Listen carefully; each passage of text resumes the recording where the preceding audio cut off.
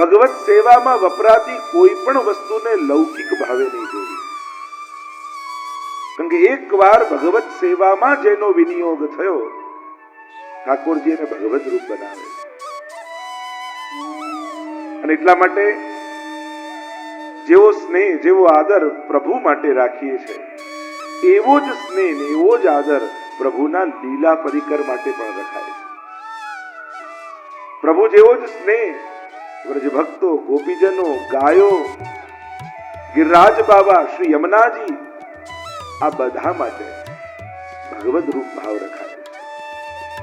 અને એમાં પણ વ્રજલીલામાં આ બે તત્વોની કૃપા કૃષ્ણ પ્રેમને પામવા માટે નિતાંત આવશ્યક છે. જેને કૃષ્ણ કૃપાનો અનુભવ કરવો છે, એ કૃષ્ણની કૃપા થતા પહેલા આ બે તત્વની કૃપા વ્રજલીલામાં જોઈએ.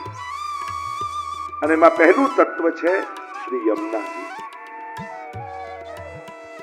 જેમ ઠાકોરજીની ઈચ્છા શક્તિનું મૂર્તિમંત સ્વરૂપ એ રાધાજી છે, એમ જ પ્રભુની કૃપા શક્તિનું મૂર્તિમંત સ્વરૂપ એ શ્રી યમુનાજી છે. ઠાકોરજીની ભીતર જે કૃપા કરવાની શક્તિ રહેલી છે, એનું કોઈ સાકાર સ્વરૂપ જોઈએ, એ યમુનાજી છે. તો આપણે ત્યાં ભક્તિ માર્ગમાં આ બે શબ્દોનો ભેદ સમજવો જરૂરી છે. એક સ્વરૂપ અને બીજો આકાર. ભગવત સ્વરૂપો ભિન્ન ભિન્ન આકારે બ્રજમાં બિરાજે છે. યમુનાજી નદી આકારે છે, પણ નદી નથી. મહાપ્રભુજી કહે નમત કૃષ્ણ સૂર્ય પ્રિયા. ગિરિરાજજી પર્વત આકારે છે, પણ એનું સ્વરૂપ તો હરિદાસ વર્ણ્યનું છે. અહીંયા ભિન્ન ભિન્ન આકારે ભગવતીઓ બિરાજમાન છે. અને એટલા માટે મહાપ્રભુજી ત્રણ સ્વરૂપો બતાવે છે દરેક તત્વોના: આદિ ભૌતિક સ્વરૂપ, આધ્યાત્મિક સ્વરૂપ અને આદિ દૈવિક સ્વરૂપ. જેમ શ્રી યમુનાજીનું જલપ્રવાહ રૂપે જે સ્વરૂપ છે, એ ભૌતિક સ્વરૂપ છે. યમુનાજીનો કાંઠો એ પરમ પાવન તીર્થ છે, અને સ્નાન કરવા માત્રથી સમસ્ત પાપો નિર્મૂળ થાય છે. એ દેવી સ્વરૂપ, એ આધ્યાત્મિક સ્વરૂપ. અને ઠાકોરજીના 4 યુથ ગોપીજનોના 4 ગ્રુપ, એમાં ચોથા યુથના અધિપતિ સખી સ્વરૂપ યમુનાજીનો, એ યમુનાજીનું આદિ દૈવિક સ્વરૂપ કહેવાય. સીધી સાદી ભાષામાં જો તમને સમજાવું, આ આદિ ભૌતિક, આધ્યાત્મિક, આદિ દૈવિક, આ ત્રણેય સ્વરૂપોને, તો આંખથી દેખાય એ ભૌતિક સ્વરૂપ, બુદ્ધિથી જેનું મહાત્મ્ય સમજાય એ આધ્યાત્મિક સ્વરૂપ, અને હૃદયથી જેનો રસ અનુભવાય એ આદિ દૈવિક સ્વરૂપ. આ 3 સ્તર ઉપર આ સ્વરૂપો બિરાજમાન છે. તો શ્રી યમુનાજી એ કૃપા શક્તિનું મૂર્તિમંત સ્વરૂપ છે. અને એટલા માટે જ વ્રજયાત્રા પણ શરૂ થાય ને, તો સૌથી પહેલા યમુનાજીના કિનારે યમુનાજી હાથમાં લઈ અને પછી વ્રજયાત્રાનો સંકલ્પ કરાય છે. વ્રજની અધિષ્ઠાત્રી દેવી કોઈ હોય તો શ્રી યમુનાજી છે. અને આપણે ત્યાં તો એમ માનવામાં આવે કે એકવાર બ્રહ્મ સમન લઈ ભગવાનના થવાનો તમે સંકલ્પ કરો, એટલે તમારા કુળ દેવતા ગિરિરાજજી ને કુળદેવી શ્રી યમુનાજી છે. અને પછી તમે વ્રજભક્ત બન્યા છો. અમારો દેવ ગોવર્ધન રાનો, દેવ રૂપે ગિરિરાજજીને કહ્યા. નમો દેવી યમને, નમો દેવી યમને, દેવી રૂપે યમુનાજીને કહ્યા. તો કૃપા શક્તિ રૂપ યમુનાજી, એમની કૃપા જોઈએ. બીજું, એ જ ભક્તિનું ઘનીભૂત સ્વરૂપ શ્રી ગિરિરાજજીની કૃપા જોઈએ. આ બે તત્વોની કૃપા બ્રજમાં થાય ત્યારે બ્રજયાત્રાનો જીવને અધિકાર મળે, ત્યારે કૃષ્ણ લીલા અનુભવવાનો એને અધિકાર મળે છે. ગિરિરાજજી એટલે કંઈક માંગવા માટે, જવા માટેની જગ્યા વૈષ્ણવની, એવું જરૂરી નથી કે આપણે ત્યાં ઠાકોરજી પાસે ન મંગાય પણ ગિરિરાજજી પાસે માંગીએ એટલે કઈ પણ તકલીફ આવે એટલે ગિરિરાજજી પાસે જઈએ, વાંધો નથી. પણ ઉત્તમ શરણાગતિ નથી. શરણાગતિ અનેક પ્રકારે થાય, અનેક પ્રકારથી ભગવત શરણમાં જવાય. આર્ત ભાવે, અર્થાર્થી ભાવે, શ્રેષ્ઠ જ્ઞાન ભાવે, એનું સ્વરૂપ જાણે. તો આ ગિરિરાજજી ની મહત્તા ગર્ગ સંહિતામાં વિશેષ રૂપે વર્ણિત કરવામાં આવી. પ્રભુએ પોતાની લીલા દરમિયાન કોઈનું પૂજન કરવાનું કહ્યું હોય તે ગિરિરાજજી છે. સ્વયં પ્રભુએ એમની પૂજાનો માર્ગ પ્રગટ કર્યો. ગોવર્ધન પૂજા કહેવાય છે આપણે. અને પૂજાના જે પંચોપચાર આદિ ષોડશોપચાર આદિ ક્રમ હોય છે એમાં પરિક્રમા પણ પૂજાનું એક અંગ છે. ગર્ગ સંહિતામાં ગર્ગજીએ ગિરિરાજ ખંડ નામનો આખો ખંડ લખી અને ગિરિરાજજીના મહાત્મ્યનું વર્ણન કર્યું. ભાગવતજીમાં 2 જણાએ મહાત્મ્ય ગાયું. સૌથી પહેલા વેણુ ગીતમાં ગોપીજનોએ ગાયું અને ગોપીજનોએ ભગવદીય રૂપે ગિરિરાજજીને વર્ણિત કર્યા. ત્યાં સમસ્ત વ્રજમાં શિરમોર કોઈ ભક્ત હોય તે ગિરિરાજજી છે. અને ભગવદીયોમાં જે લક્ષણ હોય એ સમસ્ત લક્ષણ ગિરિરાજજીમાં છે. સેવા માટે જે લક્ષણ ભક્તની અંદર જોઈએ એ બધા જ લક્ષણ ગિરિરાજજીમાં છે. સેવકની અંદર 4 લક્ષણ જોઈએ. એ 4 લક્ષણ ગિરિરાજજીની ભીતર વિરાજે. સૌથી પહેલા સેવકની અંદર સેવા કરવાની તત્પરતા જોઈએ અને એ તત્પરતા ગિરિરાજજીમાં છે. બીજું, સેવકની અંદર તત્સુખનો ભાવ જોઈએ. સેવા કરવાની ખૂબ તત્પરતા હોય પણ જેની સેવા કરો છો એને શેમાં સુખ છે એ જાણ્યા વગર કરો તો એને શ્રમ આપી દો. તમને કોઈની જોડે ઘણો સ્નેહ હોય અને આવવાના હોય ઘરે ને તમે સરસ ગુલાબજાંબુ બનાવીને રાખો પણ આવનારને ડાયાબિટીસ હોય તો તમે ભલે બહુ સાચા દિલથી બહુ સારું કર્યું છે પણ સામેવાળાને સુખનો વિચાર ન થયો તો સેવા ન કહેવાય. એટલે સેવ્યના સુખનો વિચાર હોવો જોઈએ. સેવા કરવાની તત્પરતા હોવી જોઈએ. ત્રીજું, દીનતા હોવી જોઈએ સેવા કરતા. જો દીનતા નહીં હોય તો બહુ વાર સુધી તમે સેવામાં ટકી નહીં શકો. અહંકારી વ્યક્તિ કોઈ સેવામાં ટકી નથી શકતો. અને એટલા માટે હું તો એમ માનું કે અહંકાર ક્યાંક સંસારમાં કરો તો કદાચ ચાલી જશે પણ ભગવત કાર્યમાં ક્યારે પણ મદ નહીં કરો, અહંકાર નહીં કરો. અને એને તોડવા માટે તમને જેમાં શરમ આવતી હોય ને એ સેવા માંગીને લો.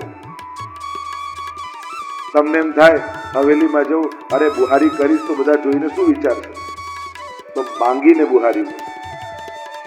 ભગવાન તમારો અહંકાર તોડે કે લોકો તમારો અહંકાર તોડે એના કરતા સેવા દ્વારા આપણે જ આપણો અહંકાર તોડી નાખીએ.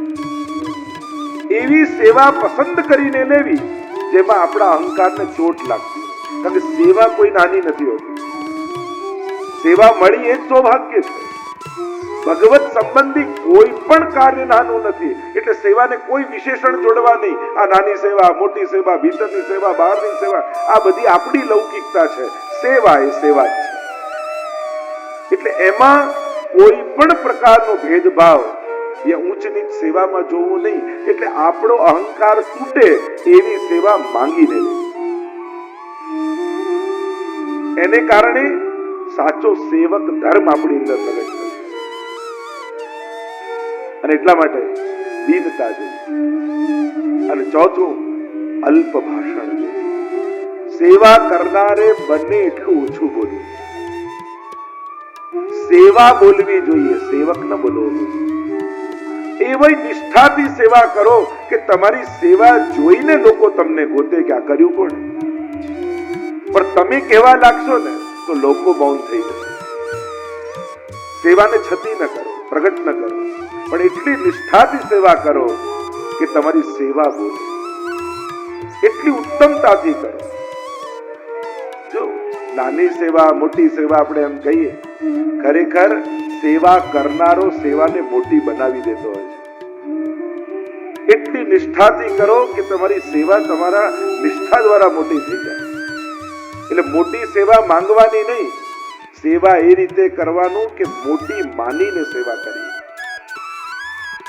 તો આ 4 લક્ષણ ગિરિરાજની અંદર છે. ભગવદી રૂપે હંતાય મદ્રિ બલા હરિદાસ વર્યો યદ રામ કૃષ્ણ ચરણ સ્પર્શ પ્રમોદ માનમ તનોતિ સહગો ગણયો સ્તયોર્યત પાનીએ સૂય વસકંદર કંદ મૂલઈ. એમ વેણુ ગીતમાં ગોપીજનોએ ગિરિરાજજીને હરિદાસ વર્ય રૂપે કહ્યા. કારણ કે ગિરિરાજજીના બે સ્વરૂપ આપણે ત્યાં માન્યા, એક ભગવાનનું અને બીજું ભગવતી. જે મર્યાદા ભક્તિ હનુમાનજીને સિદ્ધ છે, તો હનુમાનજીના પોતાના મંદિર પણ હોય અને રામ કાજ કરવે કો આતુર, રામના દાસ રૂપે પણ પ્રસિદ્ધ હોય. એમ પુષ્ટિ ભક્તિ એ ગિરિરાજજીને સિદ્ધ છે. અને એટલા માટે ભક્તિ લેવા જવું હોય તો કાં યમુનાજીના તટ ઉપર જજો, કાં ગિરિરાજજીની તળેટી પર જજો. આ પ્રગટ ભક્તિના મૂર્તિમંત સ્વરૂપો છે.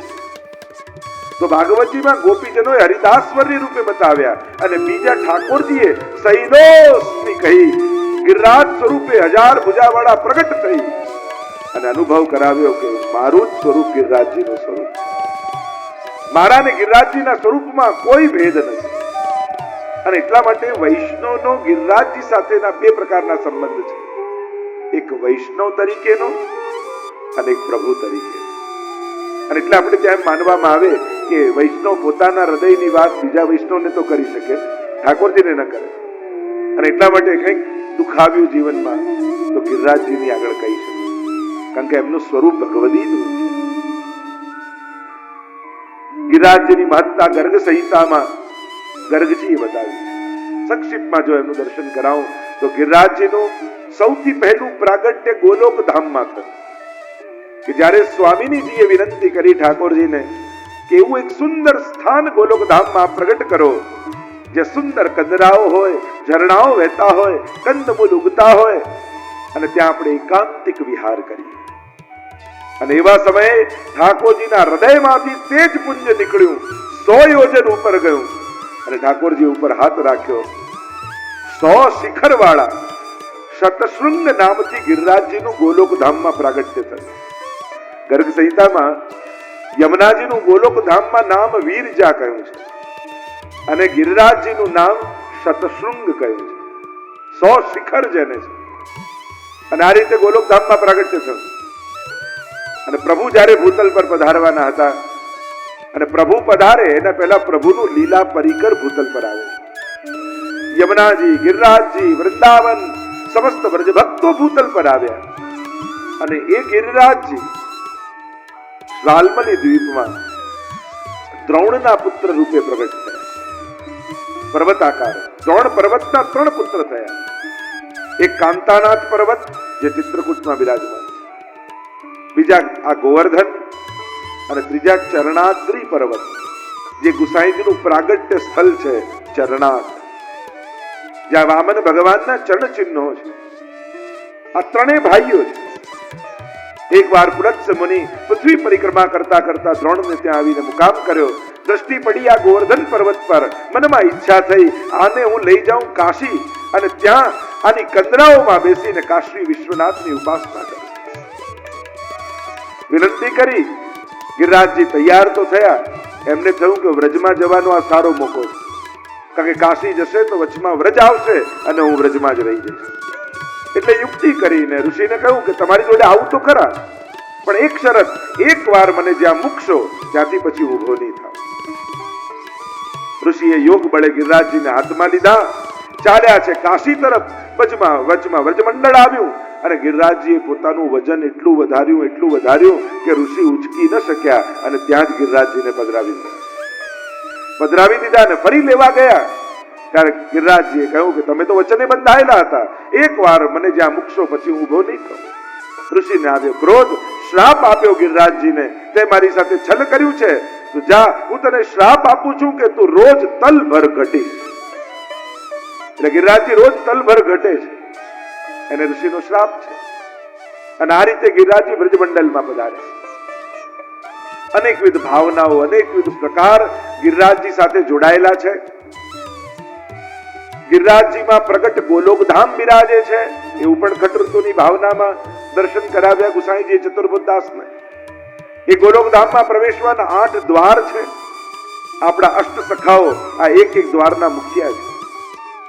લલિત બ્રજદેશ ગિરિરાજ રાજે અને ખટ ઋતુ રહત સદા.